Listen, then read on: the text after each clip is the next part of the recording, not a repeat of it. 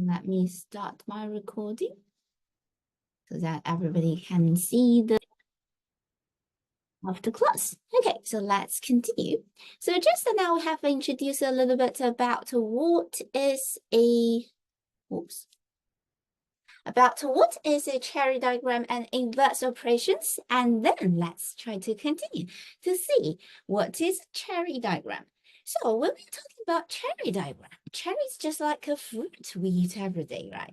So the diagram, it just looks like a cherry. Let's see. So this time you have 3 circles in the cherry diagram. That are the cherry diagrams. And we are going to have 2 different kinds of cherry diagram, but no matter how we draw the 3 circles, the relations between them are the same.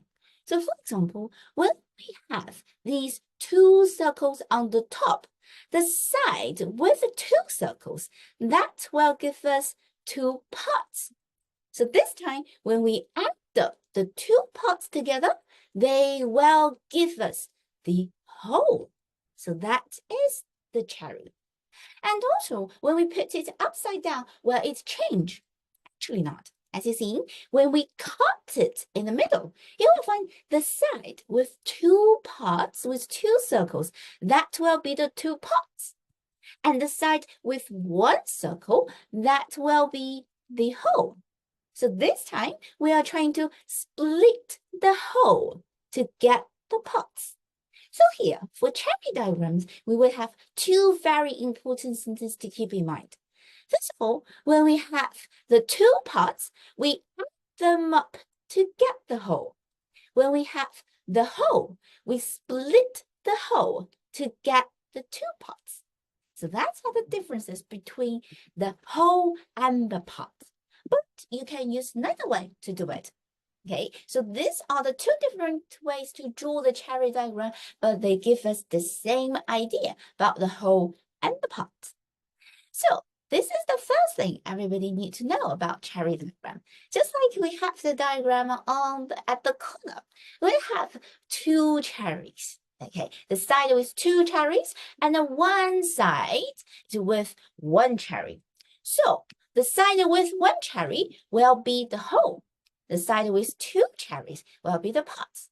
We add the parts to get the whole. We split the whole to get the parts. So that are the cherry diagrams. And how can we use it to help us do some calculations? Let's have a little bit try together. First of all, I would like everybody have a go about an addition. As you see, everybody tell everybody 1 plus 3 equals 1 plus 2 equals 3. But what I really want everybody to do is please everybody help me find the numbers here. Okay, the numbers here. Which of them are the parts and which of them is the whole? So let's have a quick chat together. Okay, first of all, can anybody try to give me A or B? Okay, we will have A or B. Let me think of, we can give 1 or 2 here. Okay, so if you have 1, that means the number is a part. If you have a finger 2, show your fingers with 2, that means the number will be the whole. Okay, so can everybody try to show me your fingers in front of the screen? What does the number 1 mean? It is the part or it is the whole? Can everybody give me 1 or 2 in front of the screen? The number 1 at the beginning, that will be a part, right? Because we will see this time we have an add here. Additionness. We try to add up what? Add the parts to get the whole. So if number 1 is the part, how about number 2? It is a part or it is a whole? Can you show me your fingers in front of the screen? That is a part or it is a whole? That's great. We add up the parts to get the whole. So let's see, number 2 is a part as well. And then how about number 3? Well, we add up parts. So we are going to get a whole. So that's a very interesting thing about addition. Addition is you add up the 2 parts together to get the whole. And you see, when we have an addition, the numbers, the parts will always be some smaller numbers. We add up the smaller numbers to get a bigger whole. So that is the relations between additions, the numbers in additions. So as soon as everybody knows this, we can use it to help us figure out some calculations. Let's see. This time, first of all, everybody needs to know, in addition, we are trying to add up the parts to get the whole. Parts will be some smaller numbers. Whole will be the biggest numbers. Okay, so let's have a little bit try for 1 plus something equals 6. This time, can everybody try to show me your fingers in front of the screen? What is the missing number here? Okay, can think about it. That's great. You can see lots of fingers already. Wonderful job.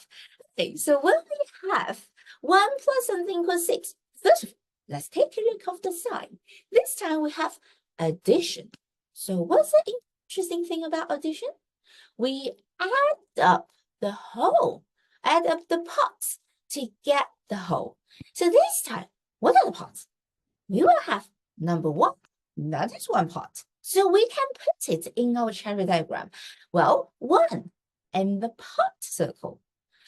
6, what is it? Number 6 is the whole. So we can put the 6 with the side only with one circle. That represents the whole. So here is 6. So we will find this time we are trying to find a part. So that is what we are looking for, a missing part. Oh, so how can we find a missing part? Some of you will say, maybe let's just try to count. Start from number 1, 2, 3, 4, 5, 6. So I add another 5 fingers to make a 6. That's great. But today, let's learn some very quick way to do it. Let's see. So when we try to find the missing part, how do we know a part? Well, just now, at the cherry diagram, we will know if we are trying to split the 6, split the whole, we are going to have 2 parts. Now, we already know that 1 is one of the parts. How about the other part? We split 6 to 1 and 5, so that we will know the missing number, missing part is the 5. Well, we can try to do it in a very quick way.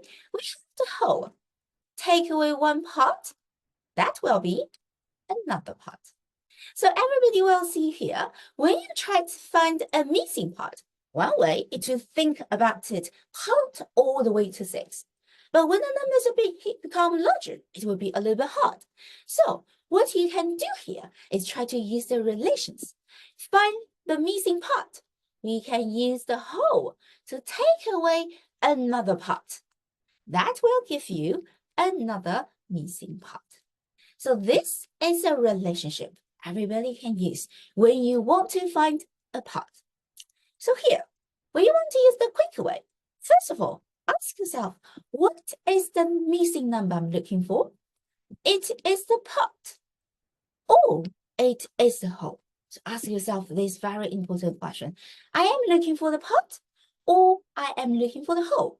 So when you try to find the part, we are going to use the whole. Take away the parts you already know. That will be the other part. So this is the first relations we can use. Well, let's have a little bit try together.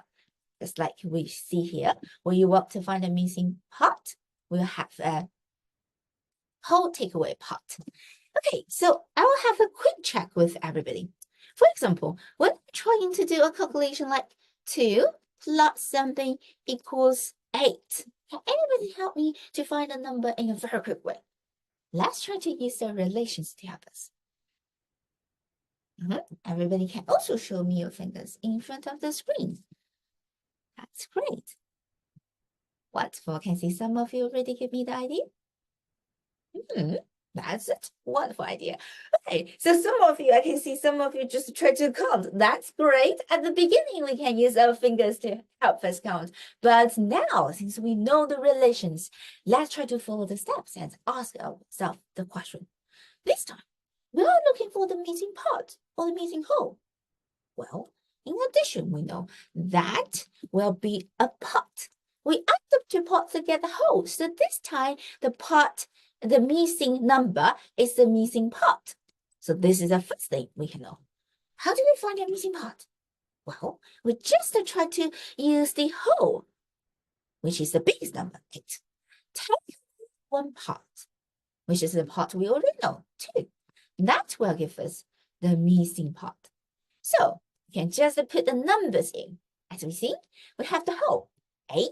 We know one part, 2. So the missing part will be 6. That's it. So we have the number 6 in the blank. Okay, so that is how we do the missing numbers in addition.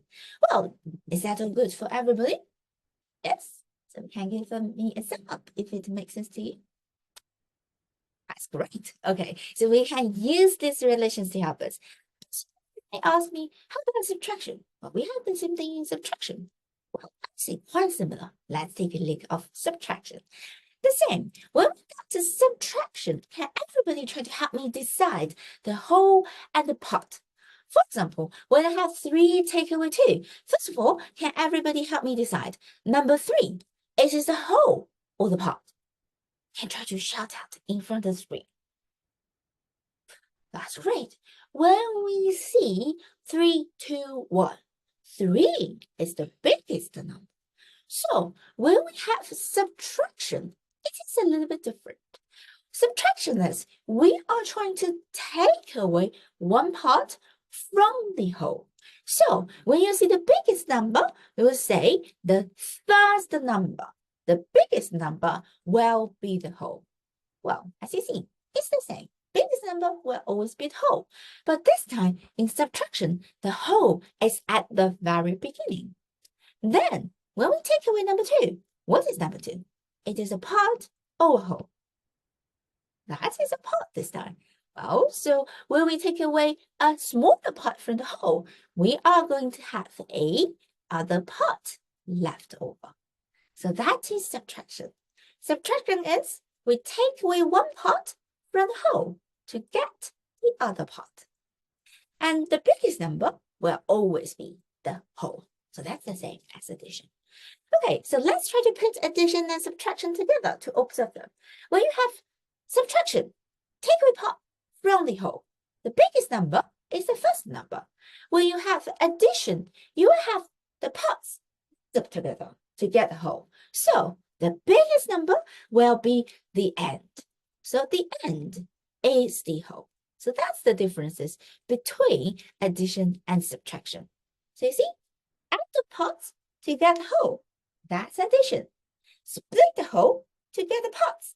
That's subtraction. Okay, so let's try to take a look at some very interesting things about how can we find the missing numbers in subtraction. Let's see whether we have any differences here. First of all, let's have a try for 8 take over 1. Everybody can have a try first to show your fingers in front of the screen. What is the missing number after 8? Let's have a try first. Okay, you can see a lot of fingers here. That's great. So I can have the number 7 here. But you can still see some of you try to take away the numbers like take away 1, take away 2, take away 3, take away 4, and all the way until you have 1 left over. That's a good idea. But we only have 10 fingers. When you have some larger numbers, your fingers is not enough to help you do the subtraction. So let's find the relations. The same. Let's ask ourselves the question, what is the missing number? It is the missing part or the missing whole? Well, this time it is subtraction. So when we have subtraction, the second number will be a part. We take away a part. So this time we are trying to find a missing part. Well, does anybody still remember how do we find a missing part? That's the same as what we talked about before. So when we want to find a missing part, we are going to use the whole. Take away the part we already know. That will give us a missing part. Okay, so what is the whole in the question? That's 8. Very good. Because 8 is the total, the biggest number. As we see, we put 8 here. And what is the part we already know? Number 1, that is the part left over. So we take away 1 here. So what is the missing number? 8 equal 1 would be much more easier. We have 8 equal 1 smaller. The missing part is 7. So this is how we figure out subtraction. As you see, the steps are the same. Ask yourself, this is a missing part or a missing whole? If it is a missing part, use whole. Take away the part you already know. Well, is there any other possibilities about subtraction? Actually, yes. Sometimes you will find the first number missing. So let's try to ask ourselves the question. This time, it is the missing part or the missing whole? Subtraction, the first number will be the biggest number. So we will know that is the missing whole. So when you have the missing whole, how do we figure it out? Well, do you still remember? How do we get the whole? We have part and part. What we should do with the parts? We put them together to get the whole. So when you want to find a missing whole, what we are going to do? Part and part. Add them up to get the whole. So this time we will find the 2 parts. We already know them. So what we are going to do? Try to add them up to give you the whole. So 1 part is 4. The other part is 5. Add them up, we will get number 9. So the answer is 9. Well, so that's a little bit different thing. So when you have the first step, you need to know very clear what number, part, or whole we are looking for. Second, if you want to find a part, split the whole to get the part. If you want to find whole, add up the parts to get the whole. So that's inverse operations, cherry diagrams. So in the practice questions, maybe everybody will get some larger numbers. So always try to ask yourself the questions. This time, we're looking for part or a whole. Okay, so that will help you to find the numbers in a quicker way. So I think that will be what we need to discuss together. And I will try to send these 2 pictures about how to do subtraction inverse operations and addition inverse operations. And everybody can take a look of the pictures. Try to tell me how do you do the inverse operations in the video. I'm looking forward to see everybody's video in the group.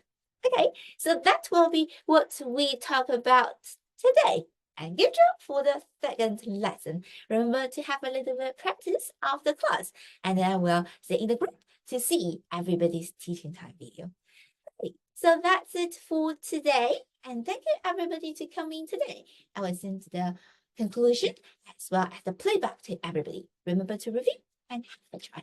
Okay, so thank you everybody to come today. And I wish you a lovely day. Let's see you next week, next Tuesday. Okay, bye everybody. See you next week. Bye.